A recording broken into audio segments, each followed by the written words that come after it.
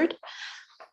I'd like to acknowledge that we are meeting on the unceded territory of the Comox First Nation, keepers of this land. And for folks who are watching, we have directors Minions, Hillian, and Arbor and Grieve in the room. And the rest of the board is online via Zoom. We have a recommendation to approve the agenda as posted. Can I get a move? Director Arbor and Director Hillian, any comments on the agenda? Hearing and seeing none, is anyone opposed?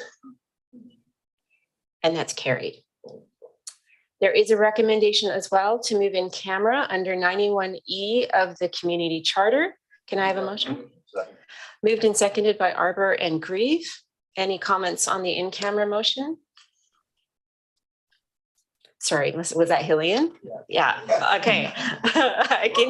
We're all, so Hillian and Grieve, sorry. Any comments? Seeing and hearing none. Is anyone opposed to the in-camera motion? And that's approved. Adoption of the minutes of March 17th. Moved and seconded by Arbor and Minions. Comments on the minutes? Hearing and seeing none, I will call the question. Anyone opposed to approving the minutes? And that's carried. And moving on to reports. First report is of the minutes of April 7th of the Comox Strathcona Waste Management Advisory Committee. So moved. Moved, and I believe that was Unger and Grieve. Any comments on the advisory committee minutes? Oh, Director Arbor.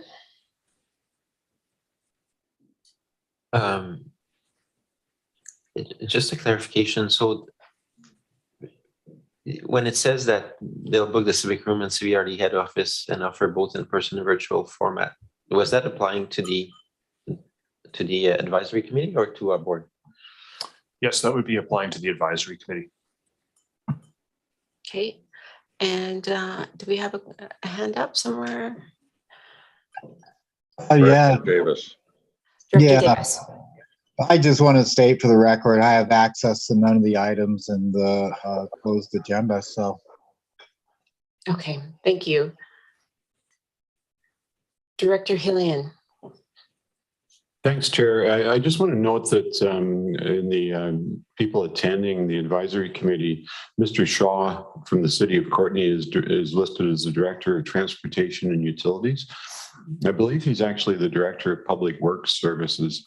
I don't know that we have a Director of Transportation and Utilities, so perhaps staff might want to check on that, unless it's a subsidiary title he uses that I'm not aware of.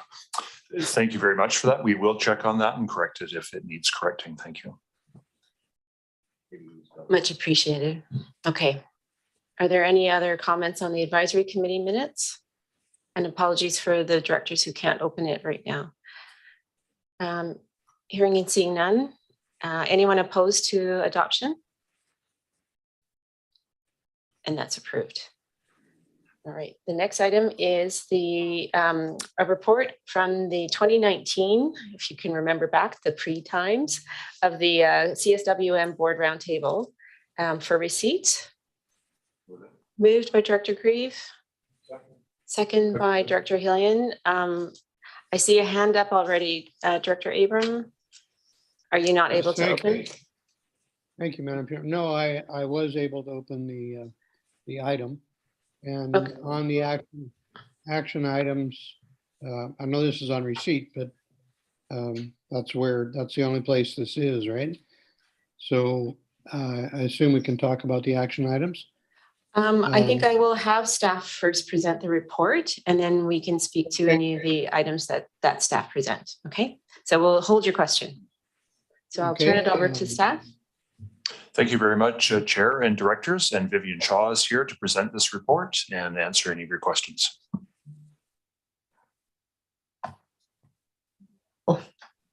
Through the CAO to the Chair and members of the board. This is one of the last outstanding items that's lingering on the management report, and we just wanted to provide the board with an update on the 7 action items that stemmed from the 2019 roundtable. So as outlined in the report, the first 2 action items are administrative in nature, and all of them have been resolved. I also just wanted to highlight that while we've listed action item number 1 under point 3 as resolved, this is in regards to the location of the CSW board meetings. We recognize that this is not reflective of the current meeting format that we've had for the last 2 years. In order to accommodate the online format, the CBRD board is currently the only venue that has the audiovisual capability and also the size to be able to accommodate those that want to be in attendance. So we understand that the SRD is currently working on expanding their board, their boardroom, and also improving their AV capabilities. So at this time, as we're transitioning back to regular operation, I suppose, we would just want to be mindful that everybody's comfort level is different at this time, and we want to be respectful of that. So staff is recommending that we maintain this format for now until the board feels comfortable in reverting back to the previous format, if that's the desire of the board. The remaining action items, 3 to 7, more or less pertain to the work that's forthcoming in the solid waste management plan, which is pending board approval. These are items that are relating to the regulation of C&D waste, undertaking waste composition studies, the timing of the solid waste management plan review with respect to the director's terms of office, a detailed financial review, and also the accompanying public communication efforts as to how the service is funded. Specifically to the C&D waste, this is work that staff is continuing to advocate for to reduce the amount of C&D waste that's currently being landfilled, which includes a submission of the CSWM board resolution in support of the C&D waste to be included as part of the EPR program under the recycling regulation, which was recently supported by the AVICC membership at its April convention. And in parallel with that work, which includes public education, staff is working with individual municipalities to understand how each of the local governments are currently considering their permits of building, renovation and demolition, and really kind of honing in on those challenges and see where there are those opportunities. And through this process, we've been able to identify an opportunity with the Village of Cumberland to explore a partnership with for the deconstruction of the Cumberland Hotel. So we are making headways. Well, it may seem slow, but we are working to advance some of this work.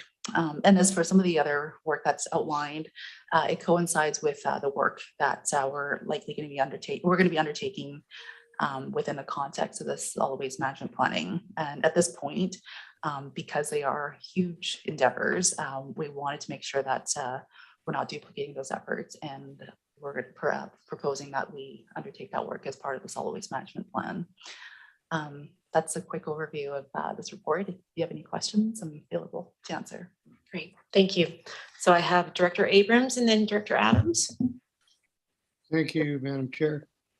Thank you, Vivian, for the report. You hit right on the first one that I wanted to talk about, and that was action item 1, number 3. It alludes to "for the time being" and a few other phrases in there that I would like to say that I think we should always have the option of a virtual presence, not just during COVID times. It's a far more efficient use of director's time and a great cost saving to the CVRD service. There's no need to meet in person in the CVRD office.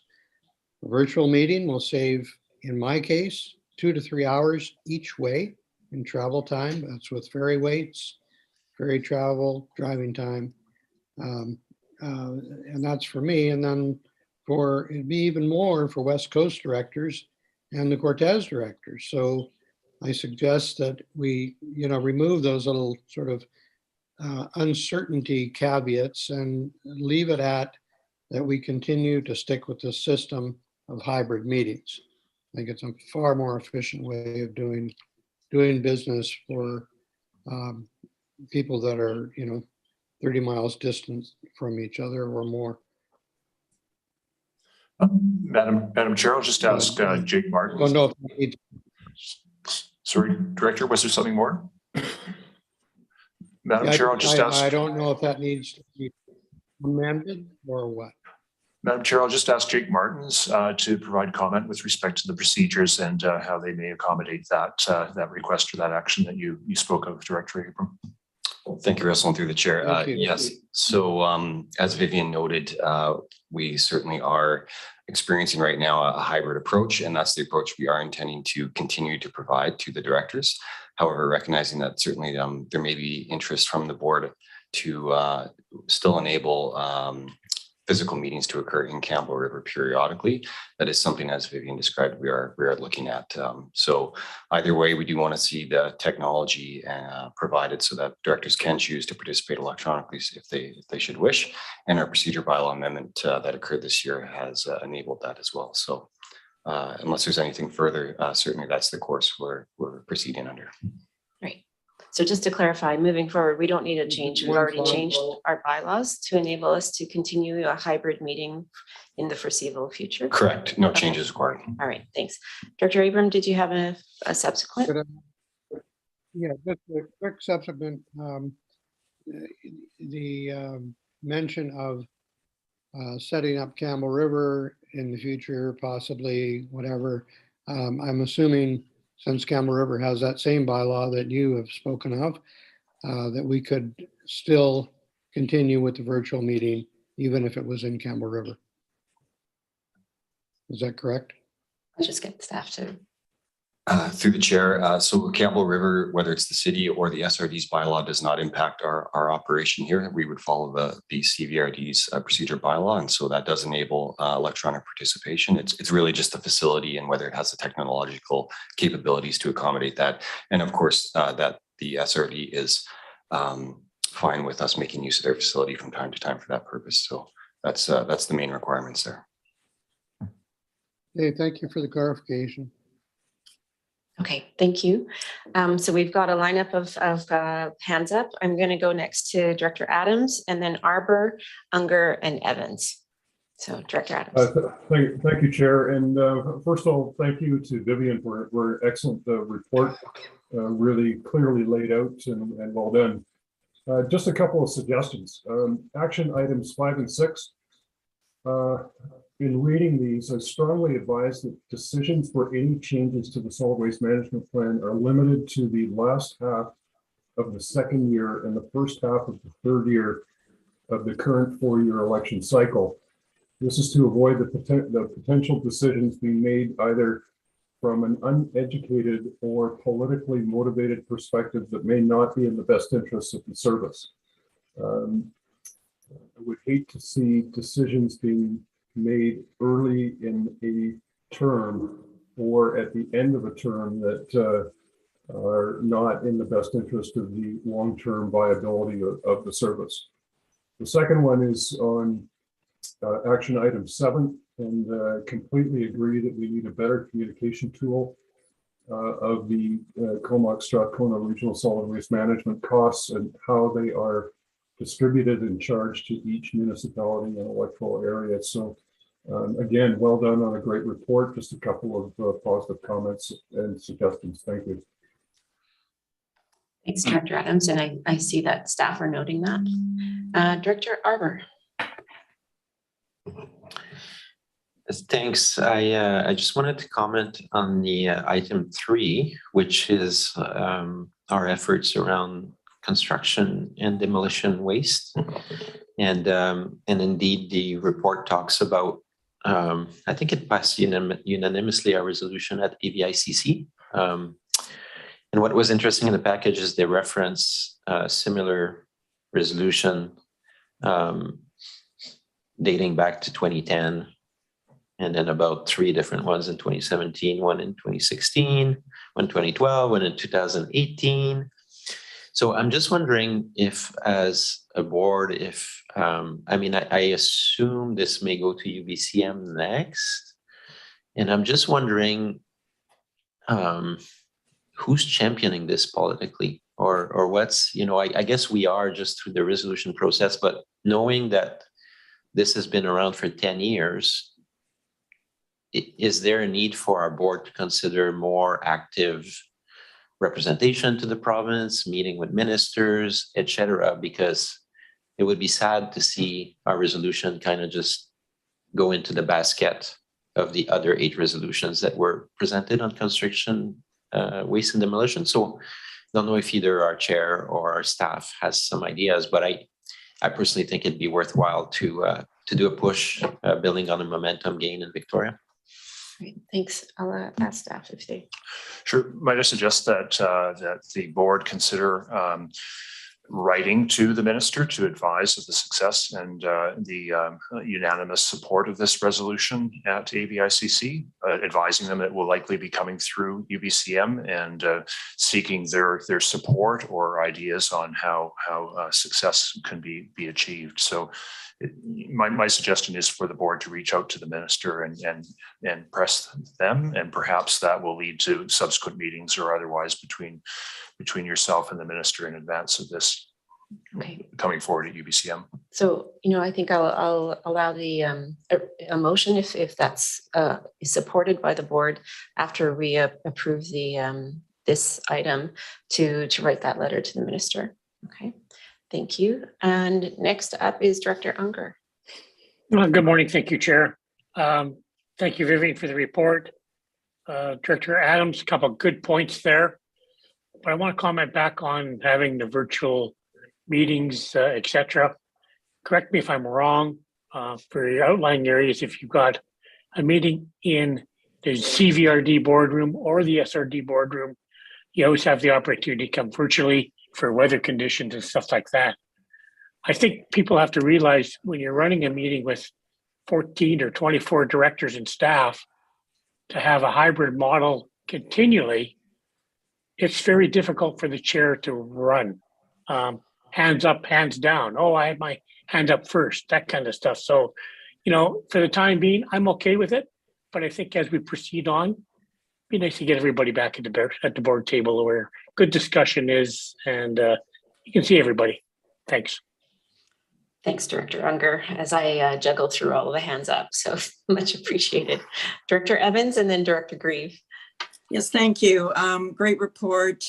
Really appreciated again the comments, particularly looking at item 3 is the one that I wanted to speak to, and Director Arbor has already commented on that. But I too, many of us toured the site where there was an active deconstruction happening. And some of the learnings from that was just the importance of having the developer and builder community involved in these discussions. We talked a lot about workforce and the opportunities that deconstruction creates. And so I too would like to recommend, I know that we're going to wait for a motion to come forward, but I do think we need to do some advocacy work. This, although it has been going on for a long time, it just feels like the conditions are really ripe right now for this opportunity to move forward. There's a lot of momentum around this. And so I think this is the right timing for us to get involved. I did send forward to staff this morning a report that Victoria used to develop their deconstruction policy, which is something that is still in a draft phase. But I'm just wondering if we could have that circulated to all the board members as well. And I look forward to the motion that's coming forward. Thank you. Thanks, Director Evans. Thank you, Madam Chair. Yes, I just received this morning the correspondence from Director Evans, and we will forward that to all the board members and staff. Great, thanks. And maybe just a question to staff around, it sounds like around direct advocacy with the building community. Is that something that staff have capacity to do, or would that require some extra? Vivian, if you could respond to the question, please. Thank you so much, Director Mayor.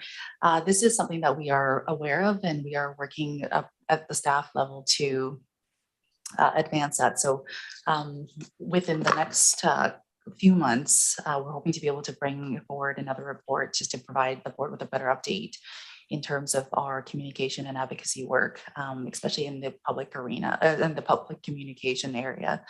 And we'll be able to provide that update soon. Okay, thank you. Look forward to that. We have Director Grieve next, and then Director Hillian. Thanks, Madam Chair. I'm going to swing back to the C&D piece again. I'm just wondering if Director Moglov is on this call, because she is, of course, on the executive of UBCM, and maybe we could talk to her about working the back channels prior to this coming to the floor of the convention. Thank you. Thanks. I believe Director Mogul's absent, so maybe we can connect with her directly after the meeting. Director Hillian? Thank you, Chair. Same issue for me regarding construction and demolition waste.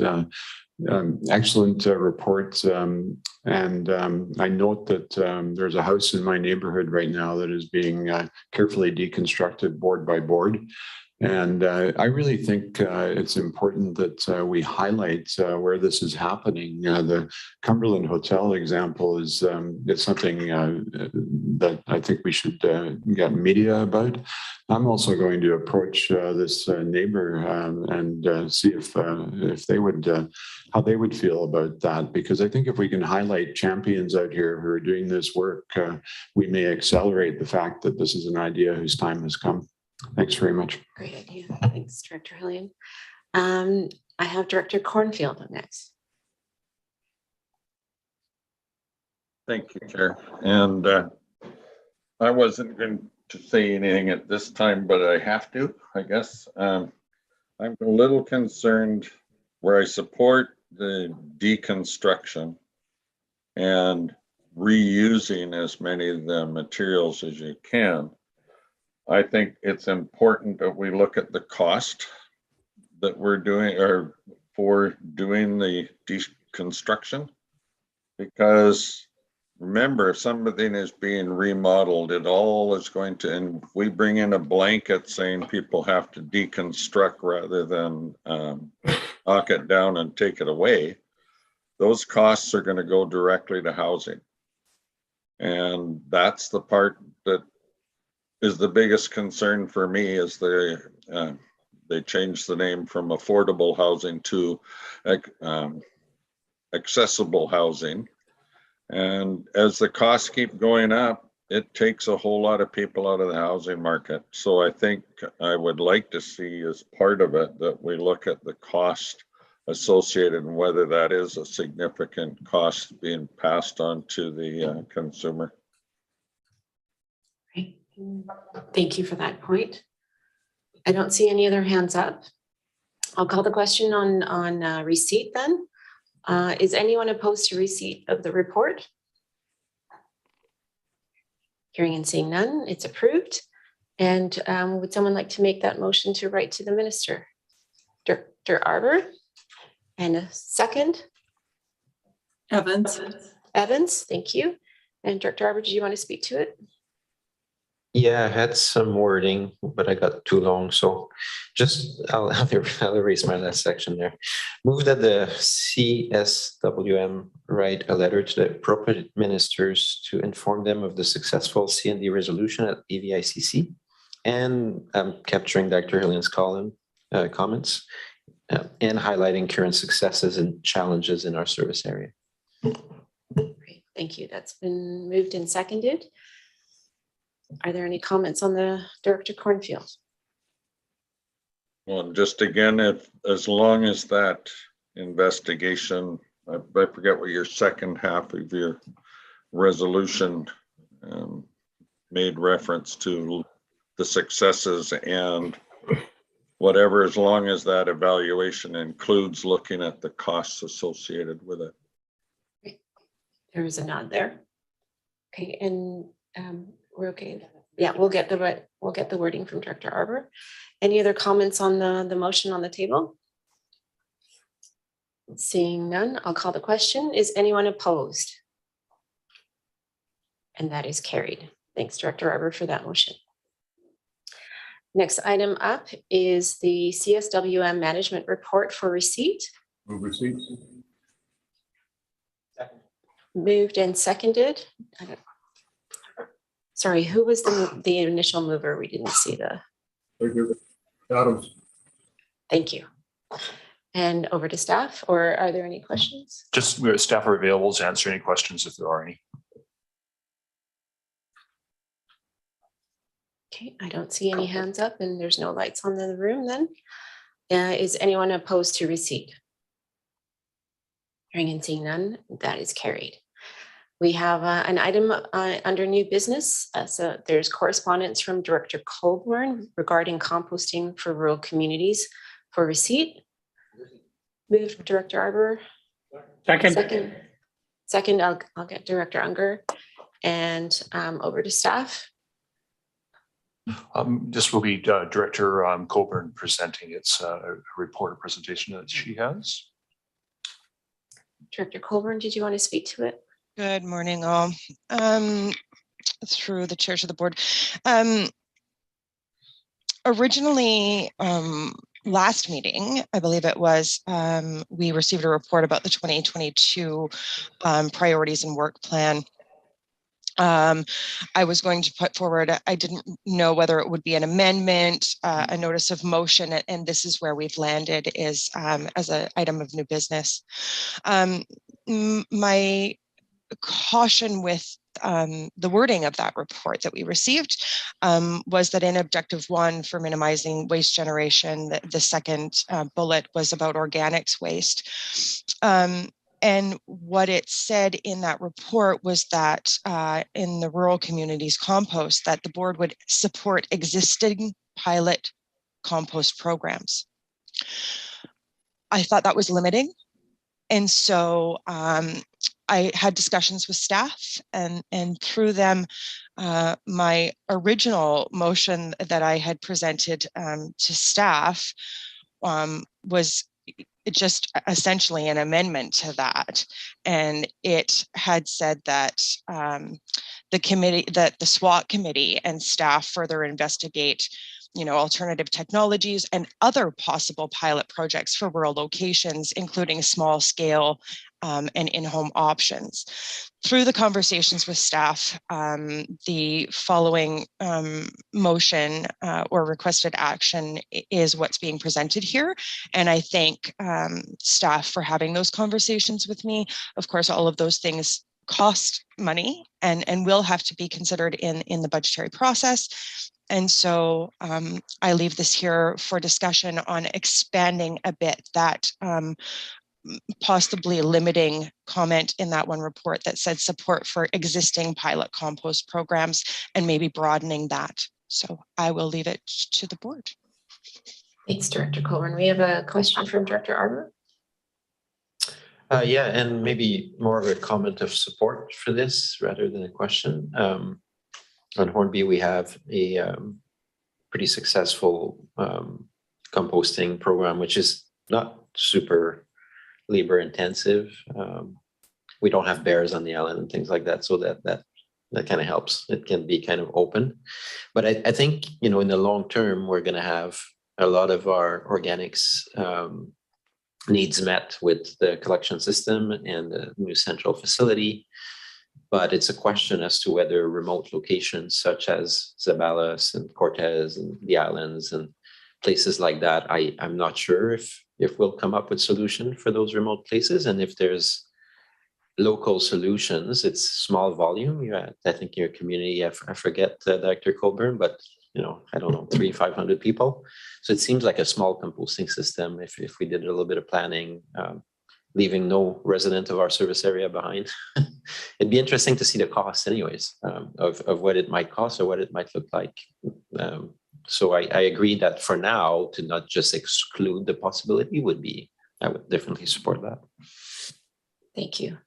I see a hand up from Director Abram and then Director Unger. Yeah, thank you, Madam Chair. Since I can't open the report, I have to ask the question. Are you talking about, when you say composting in your motion, is that composting of like food wastes and that kind of thing? Or is that generally composting, like greens, whatever? I'm not sure which it is you're referring to, or if it's both. Director Coburn, did you want to comment? The intent was more for households compost and reducing that from being shipped essentially out of community. And I'm not sure that we have much green waste. I just don't know what the green waste you're referring to is, if that is, you know, tree, yard waste and things like that. Is that what your intention was? Yeah, if I may, Madam Chair. Yes, I was questioning like food scrap waste, kitchen waste versus yard waste being garden waste, like, you know, cuttings from the gardens, cutting from your yard, whatever. Is it one or the other or both? Yeah, that was the intent, was mainly household waste, because the issues that we have that are, you know, specialized to these small rural communities often have to do with that wildlife interface, those wildlife interface issues. And so people aren't usually we have a dumpster, we don't have a curbside pickup. And so usually what happens is all of those food scraps are going into a dumpster and trying to find a way to navigate to divert those without you know, a huge capacity issue with our staffing, considering that we have 2 part-time public works members right now. So thanks. Director Abrams, does that answer your question? It does. Thank you. Okay, thank you. Director Unger? Yes, thank you. Yeah, just to thank Director Colburn for bringing this forward. I totally support it. It'd be very interesting to see what the staff come back with the report. So just thank you, Director Colburn. Yes, thank you for that. I don't see any other hands up, and I'll just note, in a former life, I used to work for the composting facility at the City of Vancouver. So there are many resources there that we may not have access to currently on the island, but lots of information on in-vessel composting that may help with the rural communities that do have that wildlife interface. So on that note, on receipt then, I'll call the question. Is anyone opposed to receipt? Hearing and seeing none, that's carried. And we have a requested action. Then I would move the requested action as presented. Great. Director Coburn. And second was that Director Evans? Morin. Morin. Okay, thank you, Director Morin. And any other comments on the requested action? And just to speak to it, I really appreciate the thoughtfulness that staff, you know, have put into helping me to navigate this and put a motion forward that was palatable to both staff capacity, villages capacities, and I just really appreciated the back and forth. So thank you for that, and thank you for the board for their support with this. Thanks. Seeing no other hands up, I'll call the question. So on the requested action, is anyone opposed? Hearing and seeing none, that is approved. Thank you. I believe we are at the end of our open meeting, and we